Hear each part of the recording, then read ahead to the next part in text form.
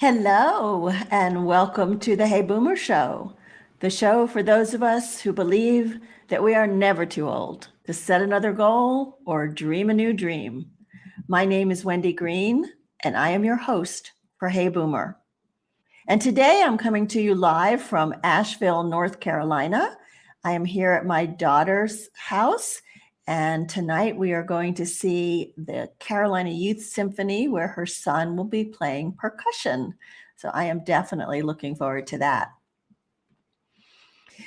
With the Hey Boomer Show, I always want people to walk away from each episode feeling like they met someone whose story they could relate to, or someone who they feel inspired by, or they have learned something from.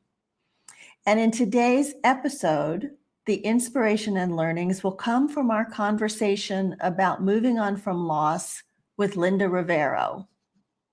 And as I was preparing for this episode, I was thinking about what I wanted to do to frame the conversation. And I found a short essay from writer Monique Minahan.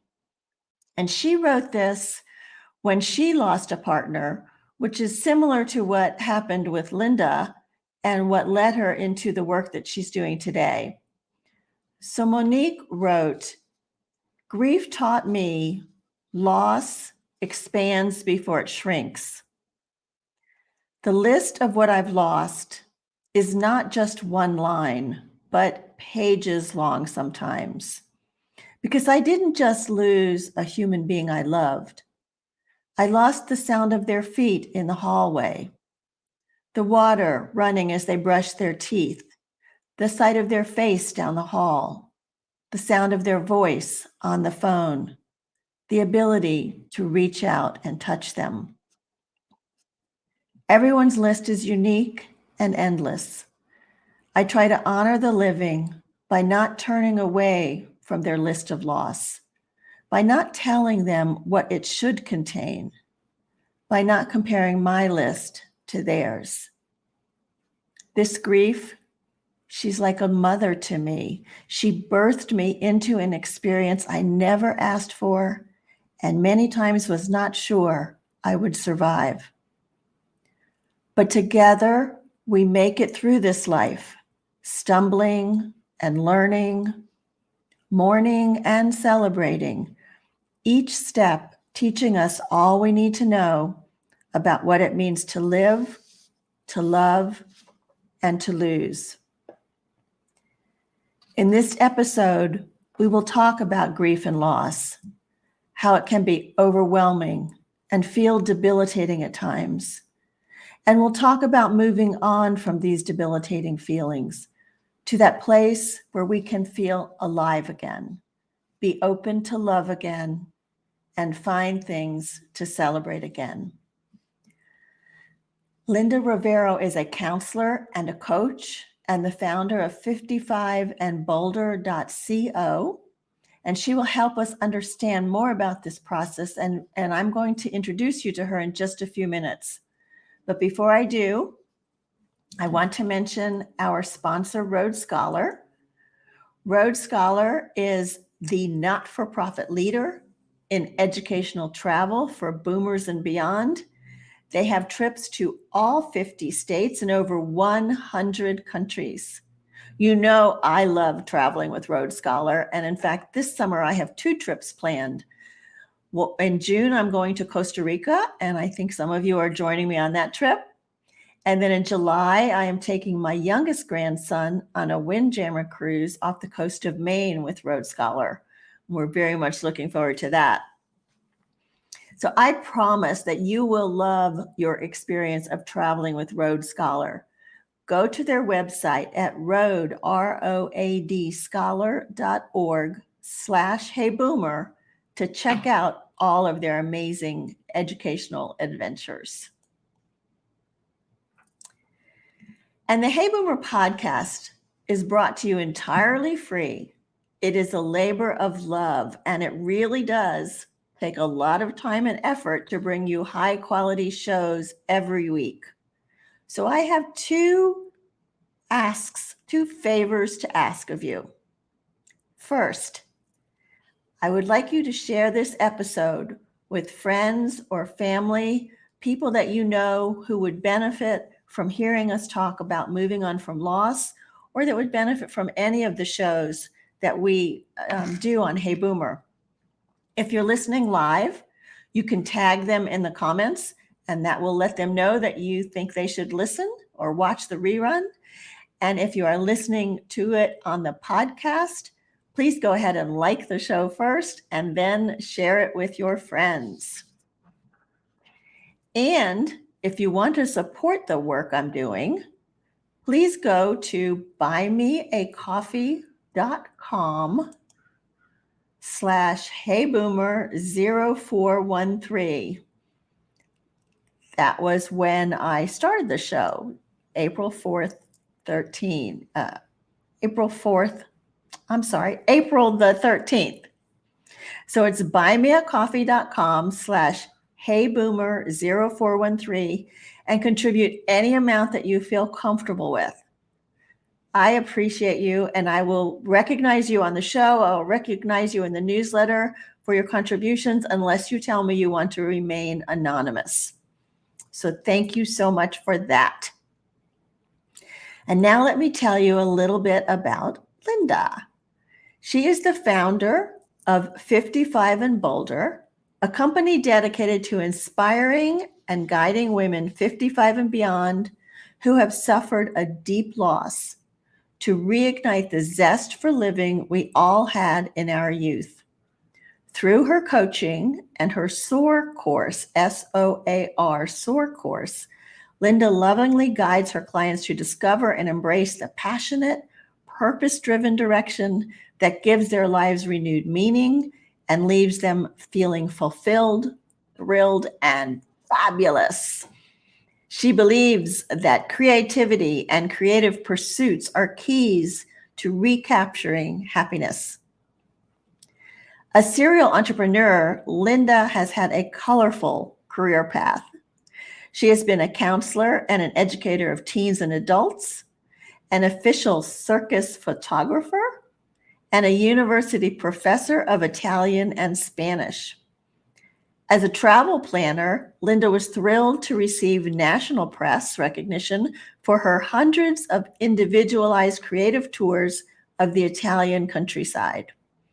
She was also proud to be honored at the Embassy of Cameroon for her inspiring work bringing American women to Senegal, West Africa, to work with local Senegalese women on urgently needed projects. And during the past 9 years, Linda has fulfilled a lifelong dream, dedicating her personal time to developing her singing and studying vocal improvisation with master improvisers Bobby McFerrin and Rhiannon. So with that, let me introduce you to Linda. Hi, Linda. Hi, Wendy. I'm so happy to be here. Thank you. Yes, and I have enjoyed our conversation so far, so I'm excited to So have bring I. you to the audience. So if you would give us a little background, what happened that has so devastated you and now reinvigorated you to start this new business? Right.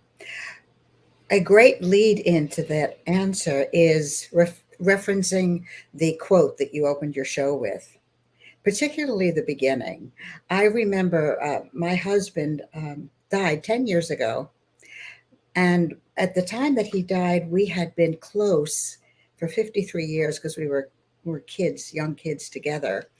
So that's a lot of years to lose to lose a relationship. And what she was saying at the beginning of her quote was that it's not just the loss of your partner. I remember after a few months, and I was like a deer in headlights. I was just not, I couldn't do anything except eat and watch movies, which was not terribly healthy, but it got me through. Right. But I remember realizing one day, it's not just that I lost my husband, my partner. You lose everything. I mean, everything is completely upside down. And I distinctly remember telling a close girlfriend, and I remember writing it in a journal. I felt like a dinghy alone in the dead of night in the midst of a black ocean. That's exactly how it felt. So it's so much more than like losing the guy. Yeah, Yeah. it reverberates in ways that I never expected, and I don't think anybody expects that. And I really don't think there's, frankly, I personally, I don't think there's any way to prepare for that kind of loss except the experience. Yeah. You just don't And know so, until you're in it. and so you were struggling in that, and something inspired you to say, I need to help other people. Right. Well, the first thing I had to do was help myself because I was nowhere. And after months went by, I remember I realized one day that oh my God, life really is finite. Of course, we all know this, but never knew it until I really knew it. You know, when that last moment comes, you're out of time. The sand has run dry. That's it. No more opportunities.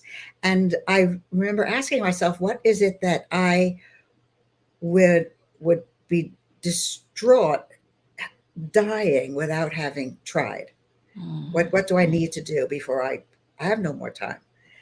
And immediately I knew the answer. And for me, it was music, and I have a lot of music in my personal background, but singing in particular. And that's when I just said, okay, I'm going to do this. And I was in my 60s. I mean, it's not so easy getting your voice back in your 60s, boy, because things change. But I found a wonderful, she turned out to be perfect for me, vocal coach, and she got me back. And I worked hard at it, and then I became just enchanted with with freestyle improvisation as opposed to like jazz improvisation, which people are more familiar with. Ella Fitzgerald, and who's the top of You're skill, right. Yeah. but not it's not that. It's more creating music on the spot, like out of nowhere, just Huh. start. And the master of that, of course, is Bobby McFerrin, for those who are familiar with it. And a colleague of his, a singer he's been working with for like 45 years, her name is Rhiannon, not the young Rihanna, it's a different Rhiannon. And I started working with her, like going to workshops and traveling all over the place, following her around. And I Wow. finally auditioned for and got into her, what she calls her master class, that went on for a year. And so I really got into it seriously and loved it. And now, even now, I'm still doing groups of, they're small groups, but I keep the skill going, Yeah. somewhat. So it's good, and it just brought me back to life. Yeah. And then after that, I started, as I was doing that, I started thinking, it's there's when I look back, there was essentially a system. I didn't know it, but I could see a system in this. And that's when I started thinking, well, why don't I help other people? Because it can be really tricky finding your way through when you feel you're ready to find your way through, which is different from being in the thick of grief. Right. And so it sounds like the first thing that helped you start to find your way back or through. I think through is a better word than I think back. through is a better word. Yeah. Yeah. So was asking yourself that question, what would I miss if I died now? What would I have not what would I have left unfinished? Right. Exactly. Yeah. Huh. Exactly. And it's Interesting. a very Okay. motivating question It when you're is. ready to ask it. Yeah. And you asked it while you were still in the depths of despair. Yes, I was, but I knew at the simultaneously with the depths was this little light of realization that time ends. It ends. One day it's ends. It's over. And I think that little opening just got a little bit bigger and a little bit bigger as I focused on it more and then followed through.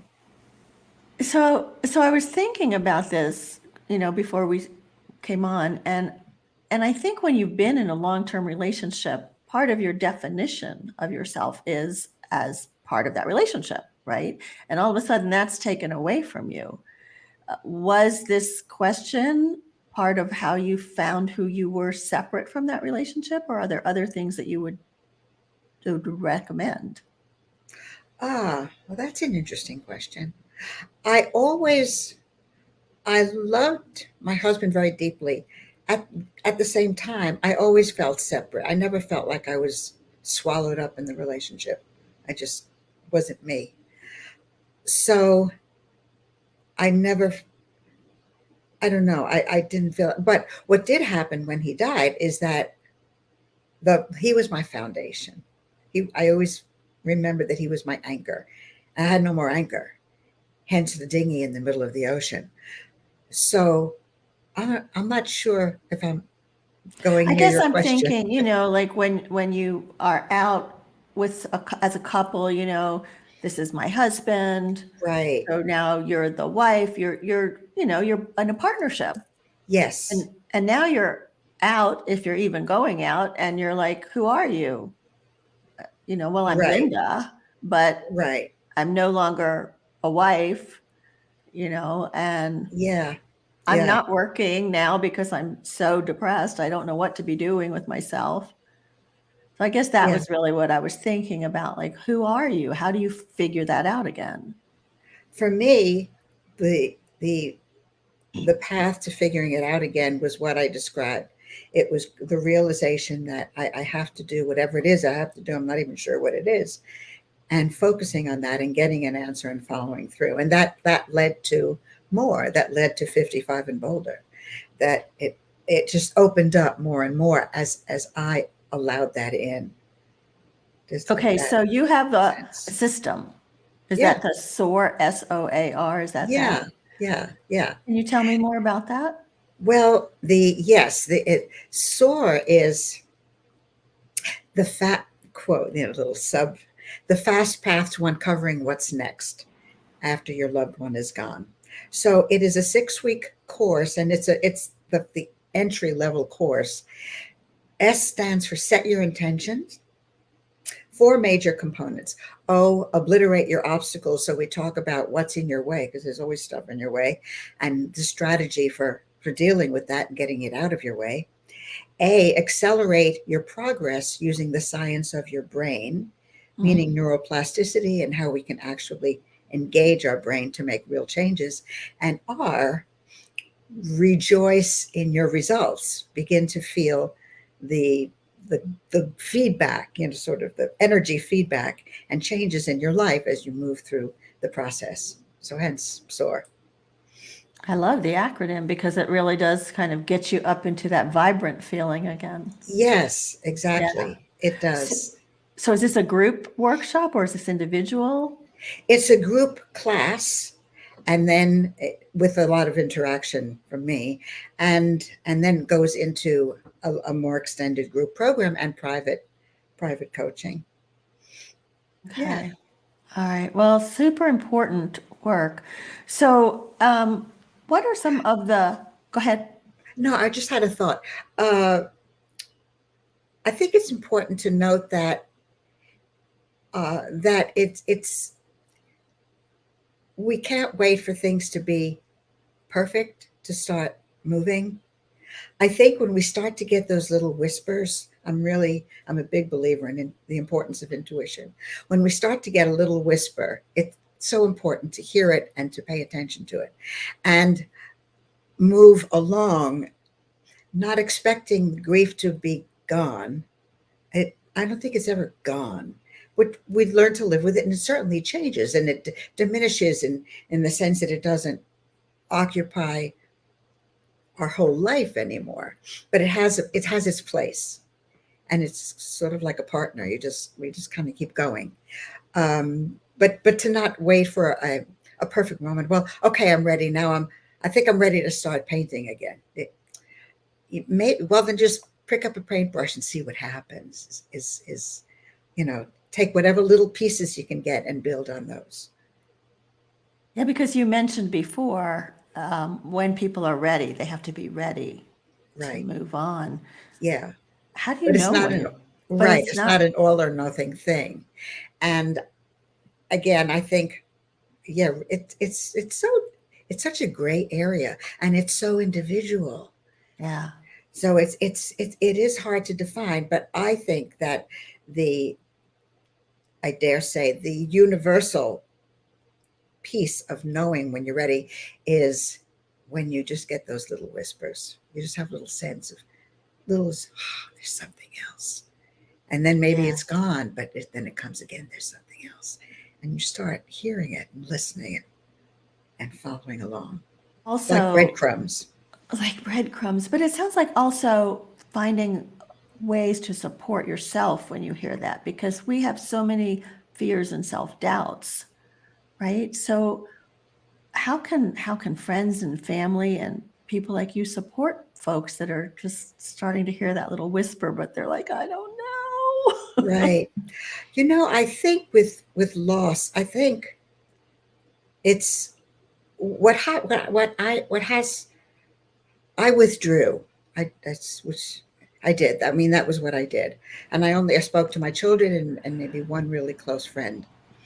But people are different, and some people are have much stronger need for social engagement when they're down. And unfortunately, what I've heard many times is that they lose friends. People stop calling, people stop coming over. And it's because they don't know what to say. People have Mhm. no idea what to say, and they think, well, I'll give her time. Well, I'll leave her alone. Meanwhile, she may really need to see you. Uh, for me, I think it's so important to to have contact with people who understand. In my case, I had a bereavement counselor, and I was in a bereavement group, and I'm not much of a group joiner, but I had to do something, and it made all the difference and enabled me to move forward. Not only because people understood, but there's a lot of understanding, and then there's laughter. We're all in this, and it does have its funny moments, especially when you're able to share it and feel the trust of people who have been where you are. That's a whole Yeah. different experience from sharing it with a friend who may love you but doesn't know how to navigate it. Yeah, because that is hard for a lot of people to know what to say. And Yeah, uh, I have found and been coached that sometimes you don't have to say anything just to be there. yeah, right, Be okay with the silence. right. I agree. And that is also hard for some people to do. Yeah, They might love the idea and want to, but I feel so weird. I feel like I should help, but it's hard. yeah, it is We don't hard. live in a society that teaches us how to be silent and happy with it. Yeah, We're I very go, see. go, go, go. Right. I see a couple of our listeners say that when they were dealing with grief and hard feelings, wrote. They wrote poems. They wrote. Yes, Um, they shared things on grief websites. Writing can be a very healing right. activity. And that goes right into creativity. I Hmm. mean, it's a major artery for energy and getting to another place. Writing is super, of course. It's very, very, very powerful. And if writing resonates with you, boy, keep going. Just write and write and write. For me, it was music, but it So, comes what from is the it same thing. about? But what is it about creativity? I know when my father died, my mother will always say she's not creative, but she decided to learn how to play the ukulele. So, what is it about creativity that seems to have such a positive impact on us when we're grieving? For one thing, creative activity, it takes us outside of ourselves. We're focusing on something else, and it tunes us into another piece other than the intellectual, the rote that's going on that we're struggling with. He's lost, he's gone, he's gone, he's gone, he's gone, he's gone. It removes us. If you're writing it, you know it comes out on the page. If I'm focusing on developing my voice, I'm focusing on developing my voice, and all that energy goes there. Right. If it's watercolors, it's whatever it is. If it can be fashion design, whatever you like. But if let's say it's fashion design for someone in that category, because I know for someone for whom that's the case. And she got to the point where she could look online and just look for designers that she loved and look at stuff and take out her pad and start working out her colors, and it's all the same source. Uh, It's just yeah. different expressions in different people, but it's magical. It removes us from ourselves, and it also gives us a sense of power. Oh, tell me more about that. Well, a sense of control. If a woman is writing a lot, it there's this it's energy shift that it gets out, and it's in front of you, and then the words are there, whether you read them or you don't. It's there, and there's a power in that. And if I'm recording myself, even marginally better, it's I know I did it, and I know I sound better than I did last time, etc. And it applies to any. So what about people that are self-critical and they're like, I have no talent. I'm not creative. How do you deal with them? But the first thing that comes to my mind is meditation, Hmm. to get quiet, because I don't believe that. I think everybody has it, I do maybe too. to varying degrees perhaps. But your mother, I'm not creative, but she picked up why a ukulele, why didn't but that there you go, case in point. I think we do all have that, but if we're unable to allow that possibility, then that gets into perfectionism and our expectations. And well, if I don't write like Byron, I can't write. you know and it's a problem. It It really is a is. problem, right? It stops us, and of course that is that's high anxiety about what we think we should be capable of, not expression, and not allowing ourselves the luxury of just opening up. And that's why I said meditation, because it does bring down the energy Yeah. to a manageable, quiet, quiet level. And you just used an important word. You said should. And I would imagine as you were coming out of this loss, a lot of people were shooting on you. You should be better by now, Linda. You should jump. Come on, Linda, buck yourself up and da da da. Yeah. What are some of the shoulds that you heard, and how do you deal with those? Uh, my mother was remarkable, and she was a great mom in many ways. However, this kind of understanding was not her strong suit. And maybe a couple of years after my husband died, we were talking about that, and she said, um, "Boy, you were really down there." And I said, "Well, yeah." And I said, "Well, it was a very deep loss." She said, "Yeah, but you went overboard." I mean, that's Oh, really, yeah, I know you don't say that, but she did. I mean, this is the yeah. only one thing about my mother, and it's negative, but she had a We lot of love your mother positives. anyway. We love yeah, I love my mother too. I mean, she's gone, but I miss her and I love her. But that just, well, that hurt because it was my mother. But I tried to change the channel and just call a good friend who wasn't going to say something like that, and Hey, counterbalance it. Yeah, and people, if people are, nobody was ever intrusive with me about that, because I don't because they weren't. I don't really allow that kind of thing. But that can certainly happen if you have friends that you love, but sometimes they kind of overstep. And if possible, to just have the wherewithal to say, back off, just back off, yeah. And just I leave think it we at do it that. to ourselves. We might look Yeah. out a year or two and say, "Ah, I should be over this by now." But like you said, you never totally. You're never totally over it.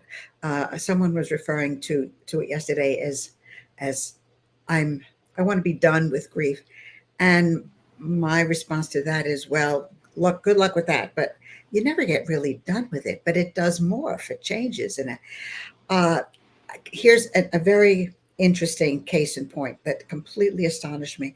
My husband died 10 years ago, and his sons and my son, the three boys, and I went down to the Outer Banks in North Carolina to do this little ritual that he requested when he died. So we did that. And that was 10 years ago. And this year was the 10th anniversary. And I gathered the boys and I said, I'd like to repeat that.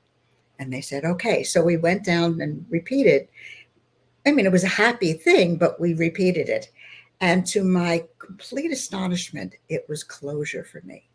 I couldn't believe it. I thought I was there. I thought I was done, Yeah. but apparently not. And it was doing that made me realize he's really gone. I mean, he's seriously not coming back. And it was so surprising. It was so surprising that was still in there to be resolved After all that time. After all that time and all that activity. Yeah. I mean, I do stuff, you know. Right. You do stuff and you work with people and yeah. And it was surprising, and it feels good, but it doesn't mean I forgot him. I think about him every day, you know. Right. And I'm sorry. I wish he were here. There's still times that I guess, enough already. Where are you? Enough of this game. But it's done. It's over. And it happens in life. It does. It does. I've had a few comments here about loss in the family of siblings, children. Those are not the kinds of clients that you work with. Is that right? No, I really work primarily with people who have lost a partner. And I think that, and we've said this in our own conversations, but there are certainly similarities in loss. But I think there are also differences in dealing with the loss, God knows, with the loss of a child, which I truly cannot, I don't feel equipped to address that. I have no experience in that. And if someone were to come with me and present that, I would help that person find the right support system. It's not so me. And I appreciate that about you, Linda. So I mean, you have a background. You are a trained therapist, counselor, and a trained coach, and you're bringing yourself, your whole self, to this, having lived it and experienced it. And I think that makes you an even more empathetic guide for the clients that you get.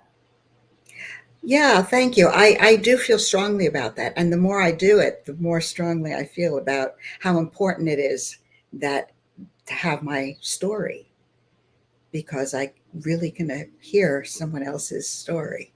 Yeah. And work with that understanding. And connect with them on that level. Connect that way. Yeah. Yeah. So SOAR is the entry level. What goes beyond that? Well, we go from a 6-week to a 6-month, and it's the same material, but of course we go deeper. You know, it's like the proverbial onion. We can do the first layer, but it's not going to erase everything that's underneath. And so then we go back, but we go deeper, and it's more talk. It's different exercises. Yeah. A deeper dive. And, I was just thinking about the ritual that you and your sons all experienced once when he died, and now 10 years later. Do you talk about rituals with your clients, finding a ritual for saying goodbye? Yes. I mean, some people connect with that, some don't. It doesn't resonate. And that's fine. But rituals have been around since forever, since human life. And there's a reason. They ground us. Yeah. They ground us, and they place us in time and in our lives. A wedding is a ritual, a confirmation, a baptism, a bris, whatever it is. Right. There are reasons. And I think that creating our own family rituals, and particularly around death, and some cultures have those built in, and others really don't. So if you create your own, that's good. Yeah, because I think it can be really helpful. I'm not a death expert either, but I feel like it it it makes it more easy to talk about, right? As you said, people don't know what to say. They don't know how to address you. You don't know Right. how to talk to them about it. If you form some kind of ritual, some close, like a funeral is a ritual too, Right. Right. but some way to say goodbye and to get closure, I think it normalizes it a little bit. Yes. Yes. The funeral, of course, is a ritual. The thing with funerals is that it's so soon after the loss. Right. It's coming back a month later, 3 months later, 6 months later, and but you can do that in with your children, or if that's the kind of relationship that you have, or with your whoever is close to you, with your closest friend, with your sister, with your however that works in someone's life. But yeah, I agree. I think it is important, and I realized it was more important than I even realized this time when we redid this ritual after 10 Yeah. years, and I realized the impact it had on me. Yeah.